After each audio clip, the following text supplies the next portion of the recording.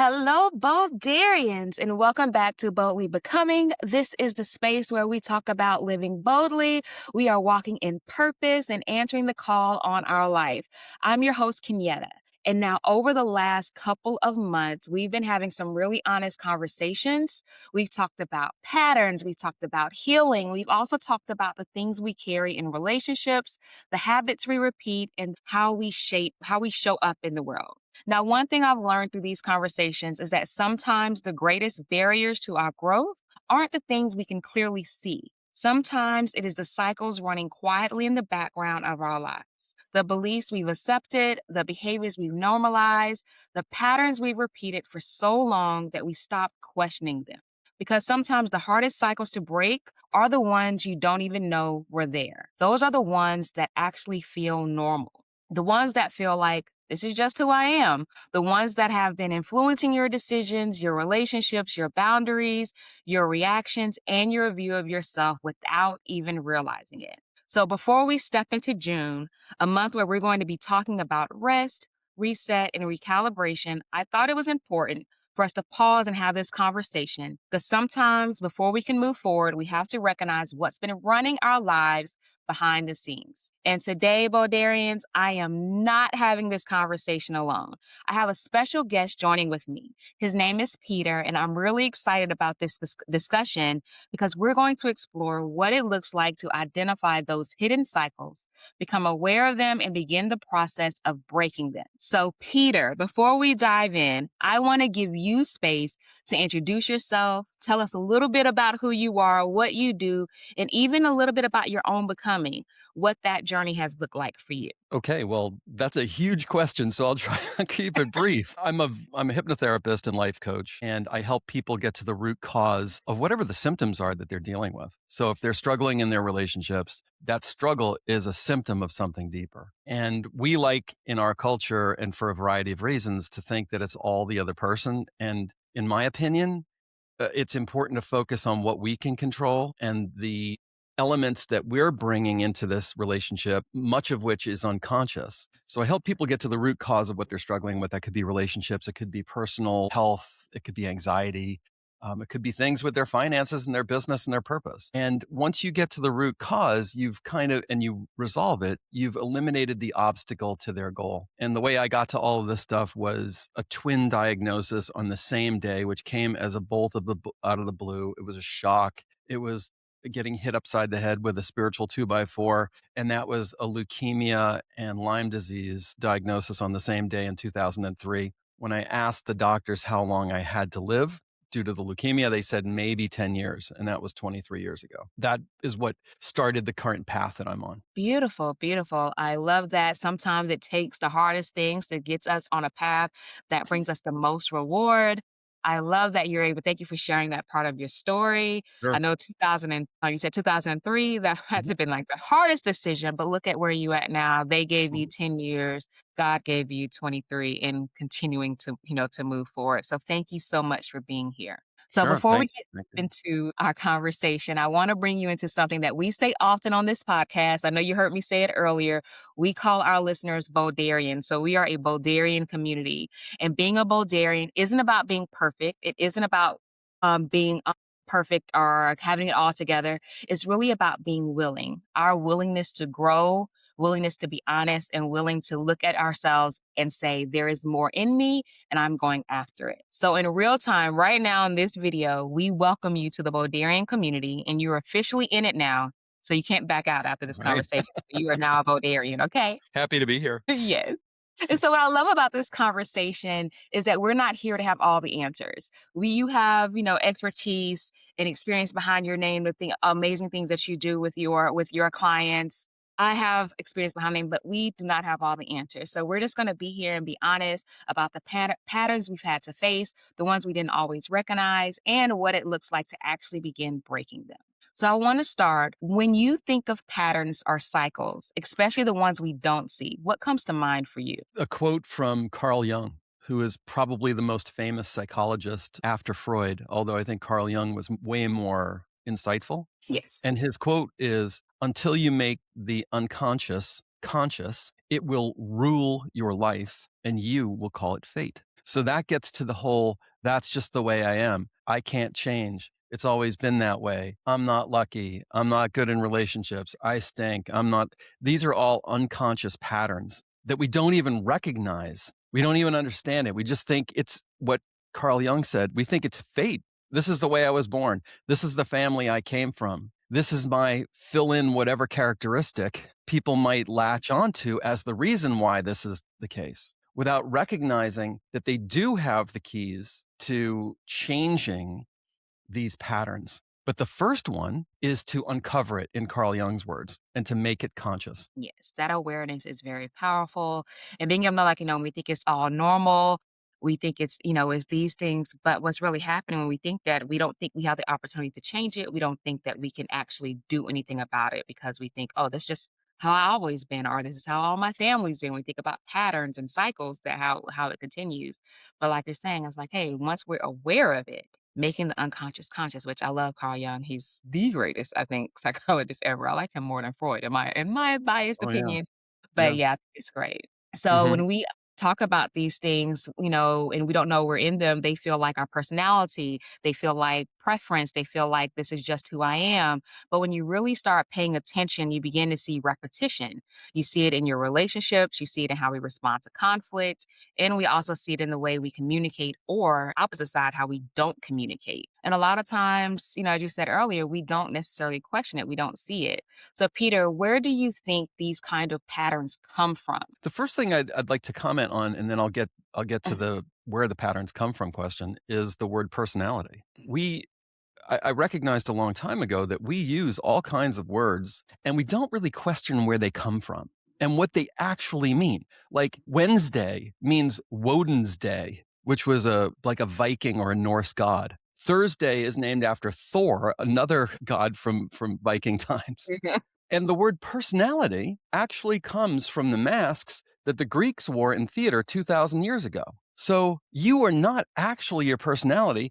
Your personality is the mask that you created when you were a child. And you created it to survive and thrive in whatever environment you found yourself in. And the whole process, I think, of this life is to recognize that we're wearing this mask. And that's not who we really are. There are aspects of it that work Mhm. really well, but we have the ability to take off the mask and to step into more or less who we really are. So that actually starts to help to answer the question that you asked, which is, what is the root cause of these patterns? And one of the things that I just said was, you create these patterns, AKA the mask, in order to survive and thrive in the environment in which you were raised. And parents are not like, I'm a parent. When they handed us our first child, who's now 28, my wife and I looked at each other like, what?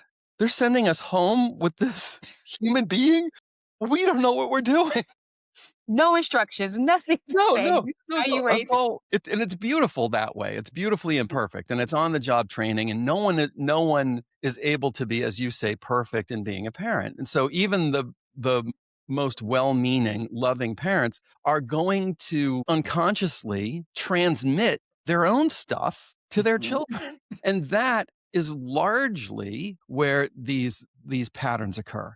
And what I would say is, in general, at least with my experience working with clients and for me in my own life, the most deleterious ones, the ones that cause us the most trouble, are ones that were created during trauma. And a trauma doesn't have to be somebody being abused. Mhm. It could be a 2-year-old who's standing in a crib calling for mom and she can't hear them. And Mhm. so she doesn't come. It could be the parents getting a divorce. It could be an 8-year-old child who suddenly has a new sibling in the picture and they're not the center of attention anymore. It could be something that happens in early adulthood. It could be something that happens in middle age. But these traumas essentially create what I'm going to call the negative patterns, because the subconscious mind, and this is very important, has no concept of time. Everything is now. So even though something happened 40 years ago, when that thing gets triggered in the subconscious mind, the subconscious says that's a clear and present danger. And it's going to put you into a fight or flight response.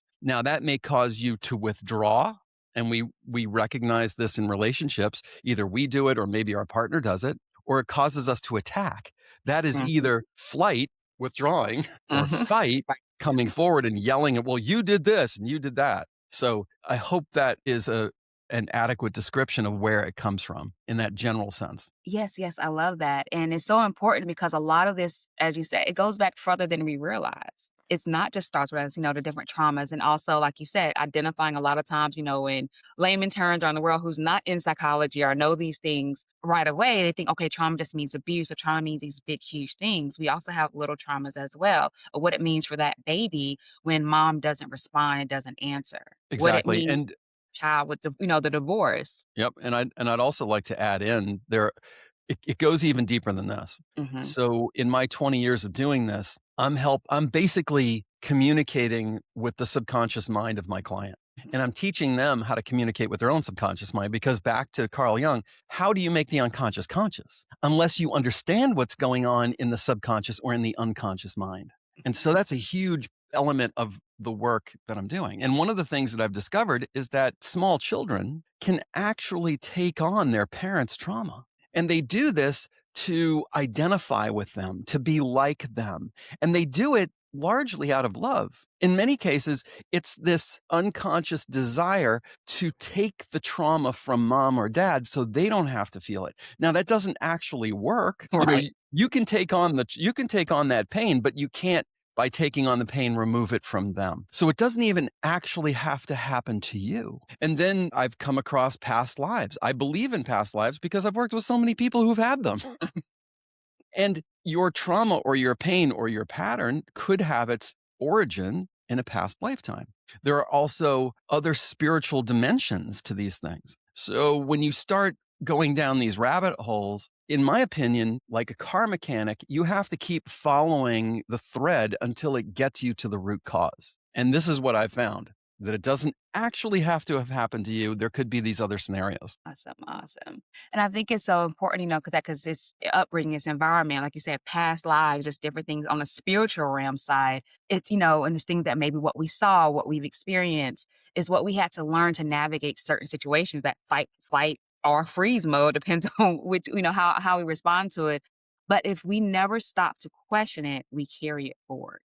Like you said, kinda Exactly. let's follow the cord. Where'd it go back to? How do we find it? But lately, especially in our society, the way the world is, how fast we gotta go, how we want instant gratification, all these different things, all we're doing is putting on Band-Aids.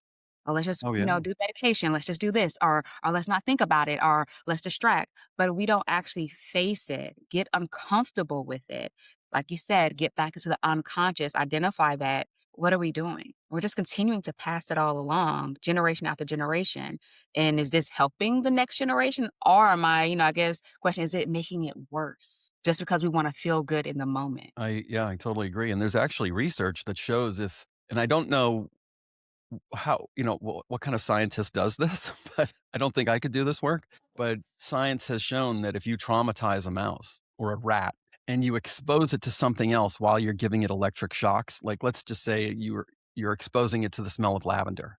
I don't think Mhm, that's what they use, but it gives you the idea. And then that mouse has a child mouse, and then the child mouse has a grandchild mouse.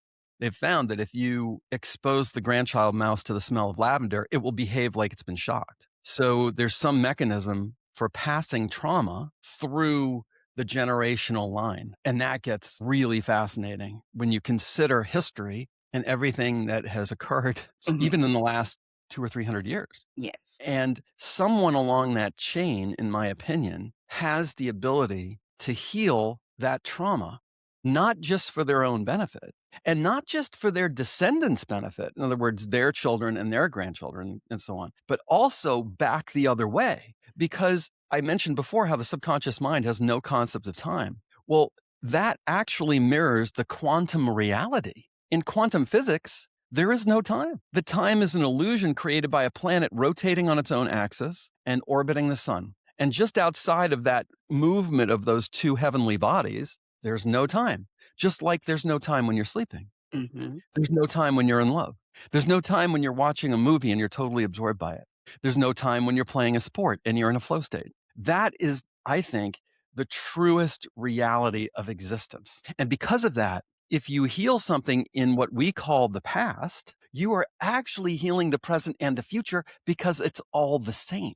Mhm. I love it, I love it. I'm gonna come sit on your couch and just get it. But I love that because when we look at it, in that sense, we also recognize how powerful the unconscious is, how powerful the things that aren't happening on the surface actually dictate and create us or shape us in a way, and that it's important to really look into those things. Actually, all right, I need to go deeper. Let's not keep on the surface level in life and, on our healing journey, in our happiness and our joy. All that is not always happening on the surface either when we don't actually like really identify like, hey, who am I? Like you said with the personality. I love how you put the like it's a mask. It's not who we are. It's different characteristics, but it's not who we are. Like, okay, what happens when I take the mask off? Am I ready to actually face me? And as Yeah, scary as it is, it's also as beautiful as it can be also, because you're defining yourself and not letting the world around you define you. exactly. There's a Jungian psychologist who's written a number of books, and he talks about how what we call the midlife crisis Mhm. is really the first mask we put on in childhood, our personality crumbling, and the authentic us starting to come through. Almost the way our baby teeth get pushed out by the adult teeth. It's Mhm. the same concept that the midlife crisis is really the opportunity to let go of what doesn't serve you anymore. And I would actually go a little bit further and say well, this is not much of a leap, but it's clearly not the only kind of crises that we deal with in this life, the Mm. midlife crisis. We also deal with the health crisis, like I was talking about. We Yeah. deal with the relationship crisis. We deal with mortality. There's someone in my family who's dying right now. And I believe that even the death process has, as part of this beautiful feature, this beautiful function, the destruction. We think of it as the body, but I think it's also potentially the destruction of the personality, the aspects that have held us down. And I think there's a way to allow that to be released so that the pure essence of us can come forward while we still have a heartbeat and while we still have breath. Love it. It's like kind of like you're talking to your spirit, you're talking to your soul, and a lot of, in the body also, and our mental, the physical realm, it all works together. It's like literally like the Lion King, the circle, the circle of life. And that everything has a purpose, everything has a meaning, everything that, and I talk about this a lot, everything that we think is bad for us is actually good for us. Like this midlife crisis, which I swear, like I'm in my 40s, like, am I going through a midlife crisis if this is what I'm going through? But being able to, like, I'm releasing the old me. I know even in my own personal healing journey, I am actually identifying what no longer served me. And actually I'm laughing now at it because how did that serve me in the first place? But when I'm in survival mode, it did have a purpose then. But the body and the mind and the spirit has a way of saying, hey, we gotta go. We can't stay here. This gotta die off. We gotta move. And it's gonna feel uncomfortable. It's kind of like going back to a baby when they're crawling, learning how to walk. They fall, they cry, like, okay, how can I do this? But eventually they get it. But we don't Yes. necessarily remember that in the conscious, like, oh, this was actually hard too. This Yeah. actually was uncomfortable too. Part of hypnosis is a huge part of it is speaking to the subconscious mind. Having a person in a state where the subconscious mind is receptive to communication, and the subconscious doesn't think or process things in the same way that the conscious mind does. It uses much more in terms of metaphor and other aspects of art and images and like bodily sensations and feelings and connections. And so one of the things that I've used over the years when a person is in hypnosis is speaking to their subconscious mind and saying things like, you're safe to let this go now, in the same way that you let go of other things in your life. And in the way that that sweater that you loved when you were 8 years old just doesn't serve you anymore because your body's different. And so imagine trying to put on that sweater that you loved when you were 8 years old. That's how this other part of you no longer fits. And it's not because there's something wrong with it. It's not because it didn't work really well for you when you were 8. It did. It's Mhm. just you've moved on. And so now it's time to gift it, you know, to gift it or let it go in the Yeah. same way that you recycle things and put it on the street for the company to come and pick it up and turn it into something else that's actually valuable that someone else will desire. I love it. I love it. Well, Darius, I hope you're enjoying this episode. You're enjoying what you're hearing. Now, Peter, what does that look like from your perspective when a pattern is playing out in real time? What have you noticed in your work or even in your personal life? I'll speak about my personal life because I think what I'm going to say is going to resonate with everybody that's listening to this. And I'm going to talk about relationships because I think there's three main areas that we deal with in life. One is our mental and our physical health and well-being, and the second one is our purpose, our job, what we're bringing to the world that involves money and creation. And then the third is relationships. And in relationships, I think we recognize our greatest joys, but we also realize our greatest pain. And conflict in relationship is where I see unconscious patterns playing out in the most dramatic ways. So when you're arguing with the person you're in a relationship with, you are experiencing automatic behavior, automatic processing. And if you just can remember this one phrase, and you won't be perfect, I'm not perfect either, but if you can remember this one phrase, which is in the moment, while you're looking at that person and they're angry at you and you're angry at them or whatever, or you're withdrawing, and you think to yourself, what can I do right now that's different? I Mhm. promise you, if you ask yourself that question while it's happening, you'll get an immediate response come right into your head. Like there's somebody sitting on your shoulder, a coach, and it's going to say something like, in my case, walk over to her, look her in the eyes, put your hands lightly on her shoulders and say, I'm sorry, or say, I love you. I like that. And when you hear that voice, when you hear that inner coach telling you to do something like that, because it may tell you something different, actually doing it is going to feel like crawling across broken glass. And that's where you're recognizing a pattern and how powerful it is. Because we're all wired to avoid pain and seek pleasure in that order. And the pattern is so familiar and it was designed to protect you. So doing the opposite of that pattern is going to feel like crawling across broken glass. But recognizing that, number one, and Mhm. then doing it, each time you do it, you're taking energy out of that old pattern. And you're telling another part of your mind, I actually survived walking over to her, putting my hands lightly on her shoulders, looking in her eyes and saying, I'm sorry. I survived it. It didn't kill me. Because part of your mind's going to be saying, no, no, no, no, no, no, no, no, no, that's not safe. That's not safe. That's not safe. Right? But when you actually do it multiple times, you're taking energy away from that, in addition to bringing it to the surface and becoming aware of it. And there's other things you can do as well, but those simple steps will transform your life What can I do different? I'm going to force an right now, argument in the moment. in the moment. What Yeah. can I do different? What Okay. can I do right now that's different?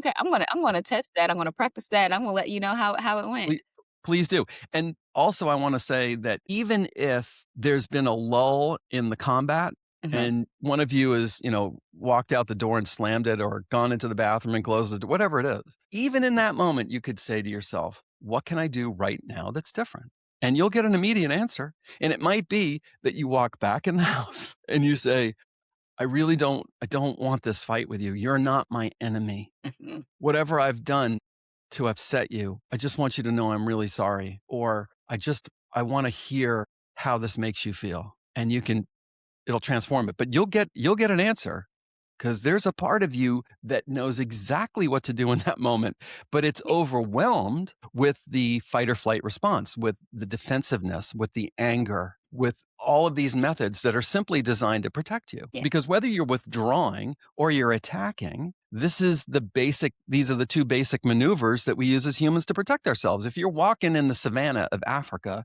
a couple, 10,000 years ago, and a woolly mammoth appears, you're going to freeze first. Everyone's going to freeze. That's the first thing you Yes. do. And then the second thing you do is you're either going to attack it, fight, or you're going to run away, flight. And in a relationship, it's arguing or it's withdrawing, Mhm. fight or flight. That's all it is. Yes. And so when we do these simple steps, starting out, what we're doing is really, one, bringing awareness, bringing up to awareness, is what we've been talking about. But you're also in that moment breaking a pattern of what Yes. is going to happen, or you can either continue arguing, maybe. just continue to escalate and you lose everything or you say some horrible things to each other, or what can I do different? You actually do something different and it broke that cycle right there. That's right. And then it That's makes right. it And the other important awareness with all of your patterns is that they really do just boil down to your autonomic nervous system, which is mhm, running everything about your life more or less. It's running your heart rate, your immune system, your digestive system, your endocrine system, your reproductive system. It's regulating the temperature of your body even when you're asleep. mhm. It's 24/7. It doesn't go off duty ever. Yeah, we're like, "Hey, And just go on vacation."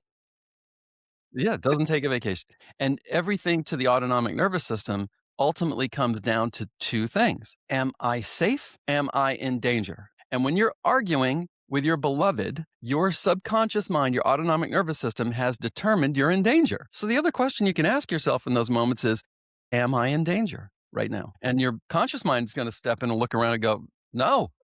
I mean, Like, unless you're in an abusive relationship, and if you are, you probably need to get out of sorry. it or get serious help.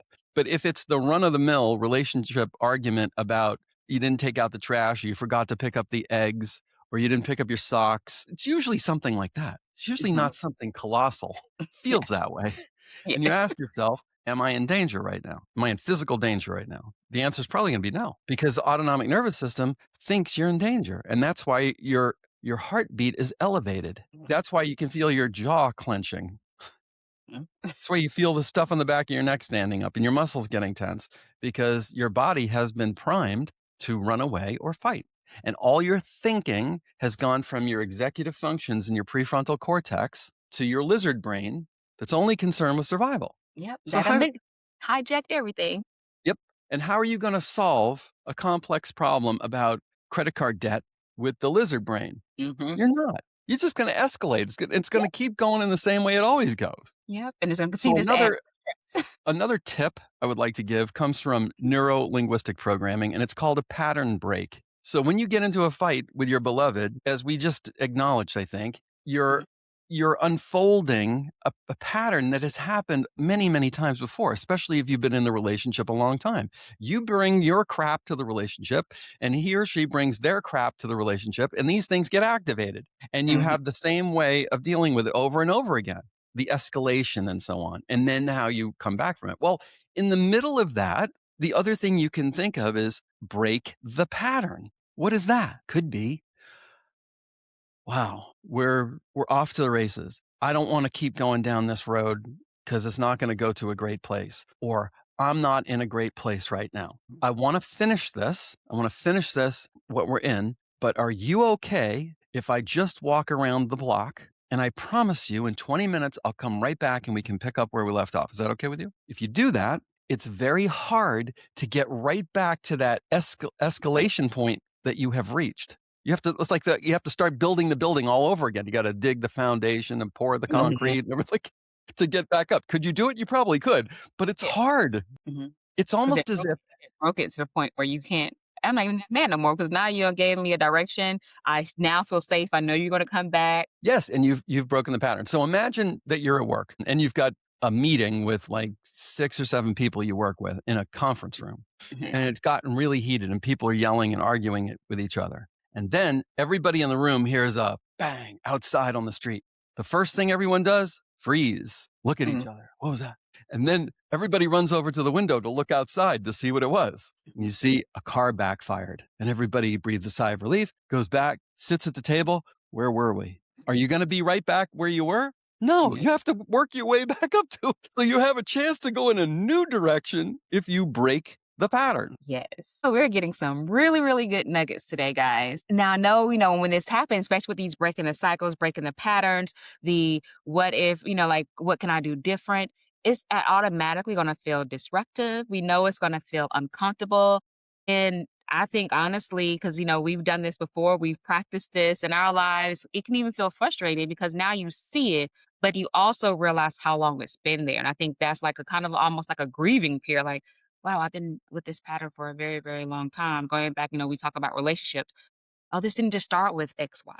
this actually started with A B. This has been every relationship I've been in, or my dad used to do this, or my granddaddy used to do this, or, it just continues to go back. And when you realize that, that can be frustrating because then you start feeling that guilt on yourself. And then, like, "Oh, okay, I don't know." But it gives you the opportunity to, like, all right, now that I know better, now I can do better. Now I know where it's coming from. I have a choice now. I can either break this cycle or continue it. And if I continue it, we kind of in reality know how it's going to go. What we don't know is where it's going to go if we break it, like what that next path look like. And I think for some people, that might be the scary. Yeah, and in emergency I was a volunteer firefighter and an EMT for 15 years in 2 different states, and we were taught in emergency medicine that there's basically 2 steps when you really boil it down. Step 1, rapid assessment. So you come upon a person that's lying in the street, they've been in a car accident or they're stuck in a car or something like that, and you rapidly assess them head to toe, front and back. You don't just start working on something because there could be something, big piece of glass sticking out of their back that's going to kill them, and you're working on a more minor injury on the front. So the first thing is a rapid assessment. And Mhm. then the second step is, okay, now what are you going to do? What action are you going to take? And I feel it's the same with us. When you recognize that something that previously was unconscious is now conscious, and it comes from a trauma that you suffered when you were a kid, let's say, that in and of itself is a lot of value. But really, what we want is we want to take the second step. We want to intervene. We want to do something about it. What does that mean? It means healing the past. Heal the past? What are you talking about? People say, there's nothing you can do about that. That's in the Mhm. past. You got to move forward. I know that that's well meaning.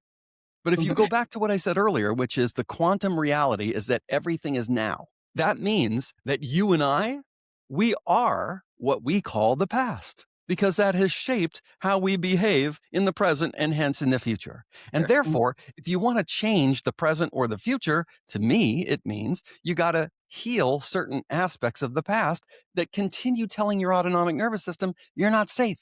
Mhm. And that's causing you to withdraw, that's causing you to numb and distract yourself with food and drugs and porn and a million other things, shopping, goes on, Mhm. or to get angry. And how do you do that?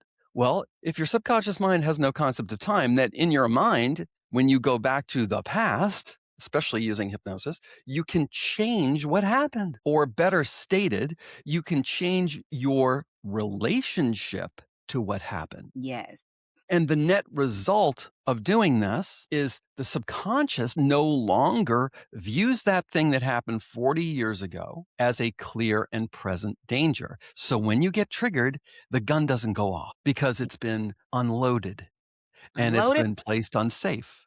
Mhm. Love it, love it. Now, with things that we've been talking about, the awareness, the frustrations, now the unconscious is conscious. Have you had a moment like that where something just clicked for you, where it was like, this is Yeah. Many, many. And to be clear, as human beings, we're not on or off. We're everything. We are very complex. We are not like that's how we're different from machines. yes. And healing is often described, you've probably used it yourself, as layers of the onion. Yes. Use it And all the it's an ongoing process. I feel like this earth, this experience that we're having, that the pain that we suffer is not necessarily a bug, it's a feature. Why? Because we learn more through pain than we do when everything's going perfectly. And we're not supposed to be sitting in the pain for 40 years, no. but we're not supposed to be just floating here. Because if that were the case, we wouldn't have come in the first place. Mhm. Nobody joins the Navy SEALs because they want to sit on a lounge chair with a beer in their one hand and a remote control in the other. No, they want the action. They wanna be Yeah. in the And mix. that's who you are, sister. And that's who everybody, all the Boldarians listening to this, that's who you are. That's why you're bold. You Mhm. came to this place, just like me, because you wanted challenges. Why do you want challenges? Because that's how you grow. Nobody goes to the gym because they want to watch other people lift weights. They want to pay a trainer to lift the weight for them. It doesn't work. The only way it works is if you encounter resistance at the gym that you pay for. Mhm. Like, I say it all the time, we got to get comfortable with being uncomfortable. Change and Well comfort, they said, don't yeah. they don't sit in the same Yeah. room. They don't like each other. They are pure enemies. And we can't, be in this world as we're, being bold in our life. We can't sit back and allow our lives to just pass us by. Because then we lack purpose, we lack the things. And in order for that to happen, we have to be able to, like, hey, you know what? I'm gonna fall down. That is guaranteed. I am going to fall. And it's Yep. going to be painful. It's going to hurt. But because I know that, it's not about me falling down. I can't I can't control that. But what I can control is how I get back up. How do I respond to it? If I know I'm responding to it this way every single time, and I've been doing that for years, knowing that I complain about it, I curse about it, I hate it, or I'm crying about it, then I have to ask myself, like, hey, well, what am I going to do? I can continue down this, or I can actually allow things to click, be uncomfortable, be okay with not being okay, and learn something from it. I became a therapist after the most horrific thing that's happened. Well, two kind of at the same time horrific thing that happened in my life: domestic violence, suicide attempt. Mm. These are the worst things that's ever. I was at my bottom. Hated it. Why did this happen to me? What is going on? But when I really did the work, really like, okay, let me get to the core of some things. What is really going on? I can honestly now, and by the grace of God, say, you know what? Thank you for that pain. Thank you for that time when I Mhm. fell, because I wouldn't know my strength, know what I am capable of if that didn't happen. Mhm. It sucked that it happened. Don't get me wrong. I'm not saying, oh yeah, come to beat me. No, but I'm saying is it happened for a reason. It is part of my past, but I had to actually go, all right, let me actually focus on this for a minute. What was I going? And then I had to break that pattern. And I think it's a freeing and rewarding feeling when we actually, when it clicks, when we get it, when that unconscious is conscious, and we realize, all right, this is a pattern. I can't blame it all on him. I can't blame it on everybody else. I'm more like, hey, these are some things that I was struggling with. I had to keep accountability. All right, what is my part in this? Because I'm the Yeah, one that's in this life. I'm the one that still got to walk in these shoes. that's And right. so, And in my opinion, that starts bringing us there. It did for me mhm, and for countless clients. It brings you into a spiritual realm. yes, Those perspectives bring you into a spiritual realm because that is where you will find the meaning, which is the instinctive question that everybody asks when trauma happens. Why? That's our instinctive question. yeah. Why? We gotta know, why did it happen? Why? Why? Yes, yes. And the spiritual dimension will allow you to answer the question. We're programmed to ask the question, not so we can get no answer. Like, We're there programmed to ask we the gotta go look. question so we can get the answer. Because when you get the answer, you calm down, Mhm. you heal, you change. You got the confirmation, you got the validation that you Mhm. needed, and that don't come from external. I truly believe that do come from a spiritual. It comes internally, and I tell all the time to my clients, I said, "We have 3 big pillars in our world: mind, body, spirit, and when one is off, it throws everything off." And I truly believe that spirit pillar, that's the biggest one. When that one is Oh, off, yeah. or nothing is going to happen, because that's who I believe our true being and who we really are is in that spirit part. And if we don't really connect with that or identify that, and I want to let my Bodarians always know I'm not necessarily talking about a specific religion, whatever your spirituality is, whatever, but that spirit side of ourselves, that is the most important. If we don't identify with that, we're going to always be continuing patterns that don't serve us, or that don't cycle. So we have to go within and be like, okay, where is this really coming from? Like you said, getting that answer to that why. I would like to share with you a couple of anecdotes from my own life regarding the spiritual dimension, the spiritual realm. So, the way I access it personally is through what people would call meditation. I might call it self hypnosis, but it's a state that looks from the outside like meditation. From the inside, it feels like that, but it's way more active. So, I meet with my spirit guides every day. That's what I do. And I can hear them. When I speak to them, I can hear them back. And what they told me one day was, when we put you in the canoe of life, we gave you a paddle. And in my mind's eye, I could see myself sitting in a canoe, and the paddle was on the bottom of the canoe, the gunnel, and it was resting there between my feet. And then they said, "It's not our fault. You're not using the paddle." And in this metaphor, the paddle was spiritual guidance, spiritual direction. Mhm, And it all came clear to me immediately, because what do we say? Up Shit's Creek with no paddle. mhm. What happens when you're on a river in a canoe and you have no paddle? Just start spinning in circles. You're You're gonna go banging everywhere into but where you go. you get stuck here, you get stuck there. And the paddle is such a simple tool. Put it in like this, you see a rock up there, you put it this way and you turn left. You put it that way, you turn and you go around the rock and you keep going straight. And a river is such a perfect metaphor for life because sometimes it's flat and it's smooth and you're with the current. And other times there's all this white water. It's crazy, but that always ends and it gets flat again. Mm, And this tool, the spiritual guidance, is how we navigate this river that we're on, sitting in our little canoe of life. that. Now I need to just get a painting of a paddle and a boat. Like, remember, use your paddle. Use your paddle. Yes, yes, which is your connection to the divine. And we Mhm. all have that ability. What Yes. I like to say is when we were sent to this, when we came to, we chose to come here, but we didn't do this alone. And when we came on this trip, it's like going on a camping trip. No one goes on a camping trip without some tools, Yeah. a You need the tool. tent, some matches, maybe some food, a knife, whatever. You don't go out in the wilderness with nothing. You came here to this place with tools. They're just not physical tools. Mhm. It's your divine connection. And we all have that ability. It has to be utilized because, like a muscle, it will atrophy if you don't use it. Mm. And the more you use it, the stronger you get, the easier it is for you. And keep in mind, you live in a culture that denies the existence of these things. It tells you things like it's all in your head. It's Mhm. just a dream. It's only your imagination.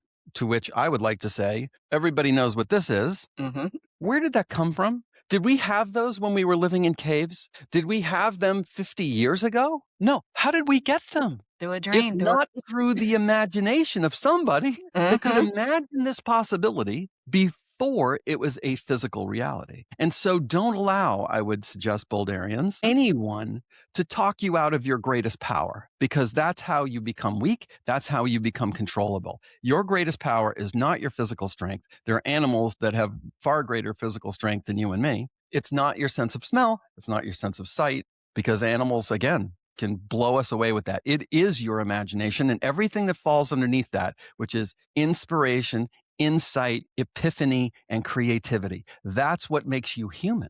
Don't let anybody talk you out of that and tell you it's all in your head. It was just a dream, or it's only your imagination. Yes. Yes. I envision people are gonna listen to this, they're gonna put this on repeat, and they're gonna rewind the specific spots. Like, wait a minute, I need to hear that again. And they're gonna keep listening to it, they're gonna just put it in their brains. Like, yes, we gotta keep that. And that's what makes us Bodarians. That's how we're bold. Not giving into the status quo or those things like, hey, no, this is where my power is at. This is how I continue to move forward.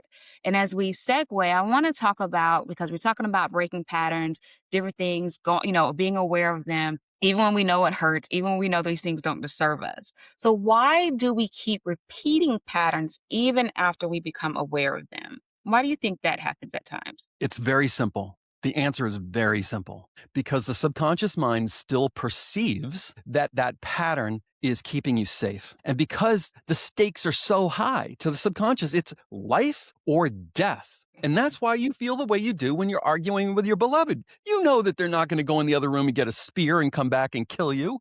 You No. know? And if you think they're going to, you're in the wrong relationship and get help and get out Right. of that, right?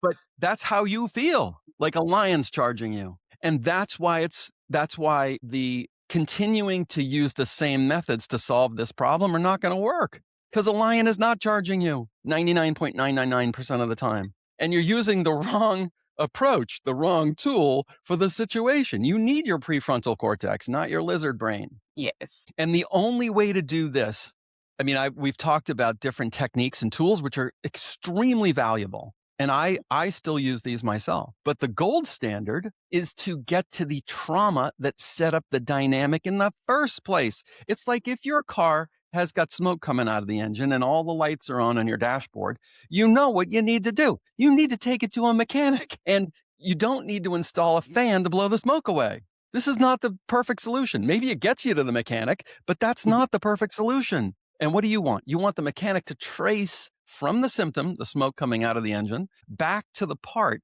deep in the engine compartment where something has failed.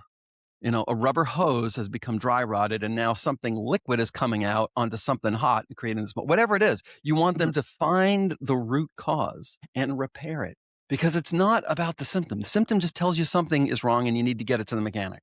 You need the root cause. So the root cause of these patterns will be something your subconscious perceived as a trauma that happened in what we call the past. And you need to do in shamanistic terms, like what they would call a journey to rescue lost and wounded parts of yourself and to heal that thing in the past, which simply stated now tells subconscious mind that's no longer a clear and present threat. You can put that in a filing cabinet somewhere so that when you get triggered in the future, that thing doesn't send you into a fight or flight response. And now you can have a rational conversation about leaving your socks on the floor in your bedroom. Oh, I'm so sorry. I was in a rush and I just threw them there and I forgot about them and I apologize and I won't and I'm going to endeavor to not do that again.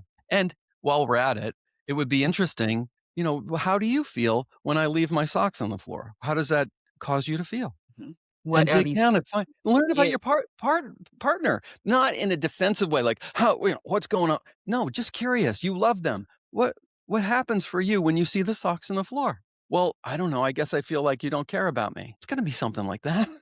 Wow. When's the first time you felt like somebody didn't care about you? Well, I guess it was my dad when he was always away. He was never home. It's going to be something like that. It's not the socks. Yes, it's never about the socks, Oh, but we don't know if we don't actually slow down and we're both triggered, we're both attacked. We're yes. like, "Get to the core of why I'm doing it." Now I can be a better strength or a better partner to my partner. Right. Like, "Hey, yeah, you do talk about these socks every other day. That every time I forget the socks, it just throws you off. Hey, Yeah. why?"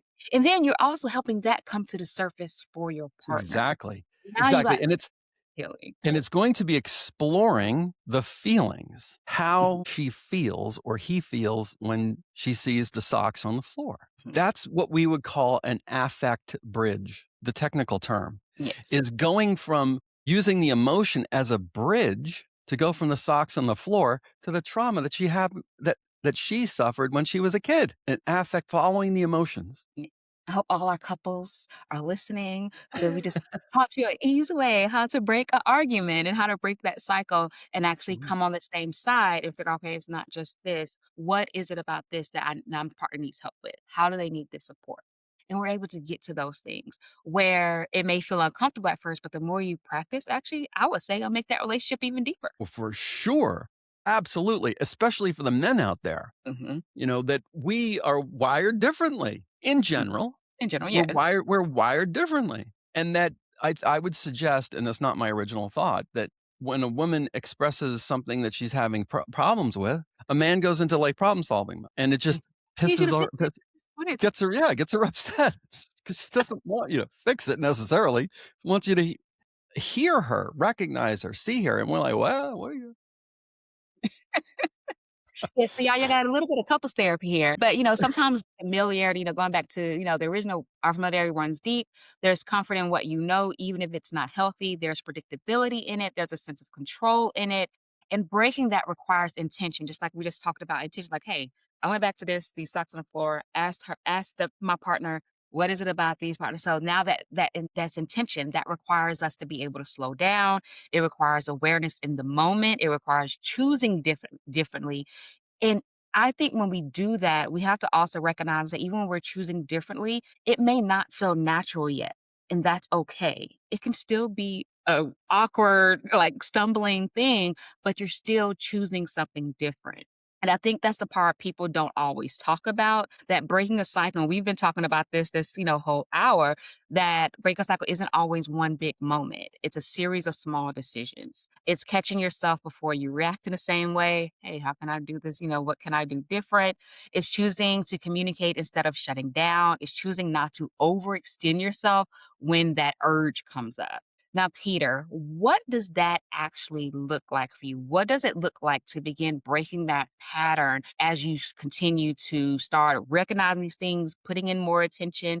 What can that pattern continue to look like breaking when you're actually putting in the work? I think it's very similar to embarking on a new diet or embarking on a strengthening program for your body. You start to recognize the positive changes that come from this, Mhm. from your effort. And with that empowerment, it's very exciting. And then you start thinking, well, what else could I do? Mhm. If I was able, in my case, to eliminate all of the anger that I had at the time of my diagnosis in 2003, and by doing a deep dive into my childhood and into things that had happened as an adult, including the diagnosis that I got, I came back from all of that, and the anger that used to get triggered, especially by my little kids doing little kid things, was gone.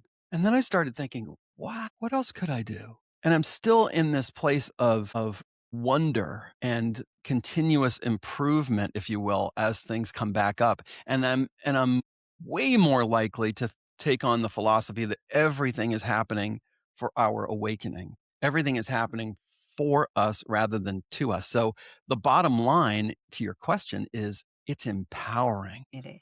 And And I like to say unconscious sometimes patterns are disempowering. It's like being in a prison if the pattern is negative. Most patterns are actually really positive. Mhm, If you really think about it, if you wanted to walk across the room, but you had to literally think through every action that you had to take, you'd fall down. You'd be like a toddler again. mhm, Unconscious competence is an example of a pattern that is very positive, like learning to play the piano. That's a pattern. You're not consciously thinking about how to play.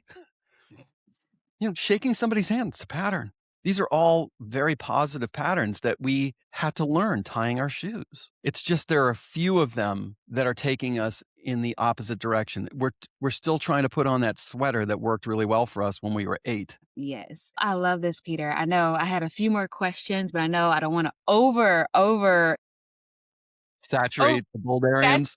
because conversation. So I would love to have you back on where we can, maybe have a part 2 of Sure. this, but I want to bring Bulgarians back into this. I want to ask them some questions that they can kind of reflect and ponder Mhm. on of what we've been talking about. What pattern have you been living in without realizing it? Where do you see repetition in your life? And what are you ready to do differently? Because over the last couple of months, we've been doing some deep work together. Peter, I hope you got a chance to listen to the episodes for the past few months because we've been really talking about a lot of this, especially from the spiritual side. We've been identifying patterns. We've been talking about healing. We've been examining the habits, beliefs, and cycles that shape how we show up in our relationships and in our lives. And today we took it a step further. We didn't just talk about recognizing the cycle, we talked about breaking it because awareness is powerful, but awareness alone doesn't create change. It is the start of that change. Change happens when we begin to make different choices, when we choose something healthier than what feels familiar, when we stop giving our past permission to dictate our future. What we learned from Peter today, that the past is also our present because the unconscious has no time. And that's what this conversation has really been about. Not perfection, not getting it right every time, but becoming aware enough and courageous enough to choose differently. Well, we prepare to step into June. We're shifting into something a little different. We're going to spend time talking about rest, reset, and recalibration, as I said earlier, because once we begin identifying and breaking unhealthy cycles, we create space for something new. We are creating space to breathe, to reflect, to reconnect with ourselves, with our God, and with the life that we're building. So consider this your invitation, and that includes you, Peter, because you are now a Bodarian. So we're going into June. We're all going to be doing this. So I want you to take a moment this week and ask yourself, what's been running my life behind the scenes? What could I change if I stopped giving it control? Because this conversation is just the beginning. So before we close, I just want to take a moment to thank you, Peter, for being here and showing up in this conversation the way you did. We've learned a whole lot, and we're so honored to have you. And again, like I said earlier, I definitely want to do a part 2. So definitely, guys, look out for that. And these kind of conversations aren't always easy, but I do believe they're necessary. And now I want you, Peter, to say if they want to work with you or how, if they want to know more about hypnosis in the life coaching aspect, how would they be able to find you and link up with you? Or do you have a YouTube or do you have anything that that you can share with our audience? Yeah, if you just remember blueskyhypnosis.com for the website to get in touch with me, and Blue Sky Hypnosis for my YouTube channel with 300 pieces of content. Awesome. And I'm going to put that in the caption of this episode so y'all be able to have that. So blueskyhypnosis.com. Mhm. Okay. And so I love that. We're definitely going to follow you, continue to be a Bulgarian, tell all your people, your community about us as well. And again, you are officially part of the Boulderian community. But for now, I want to leave you with this. You are not your patterns. You are not stuck in what you have always done. You are not defined by the cycles you've inherited or the habits you've developed. But awareness requires honesty and change requires intention. So recognize what's been running your life, get honest about what's no longer serving you, and choose to move differently. So if this episode blessed you, challenged you, or gave you something to reflect on, do us a huge favor and share it with someone who needs it. Make sure you subscribe so you don't miss anything that's coming next on Boldly Becoming. And we're about to step into a summer reset series. Like, follow, leave a review if you can, and let us continue to growing together this Boldarian community because we don't become boldly alone. So until next time, keep growing, keep resetting, keep becoming, and keep showing up boldly. Bye for now.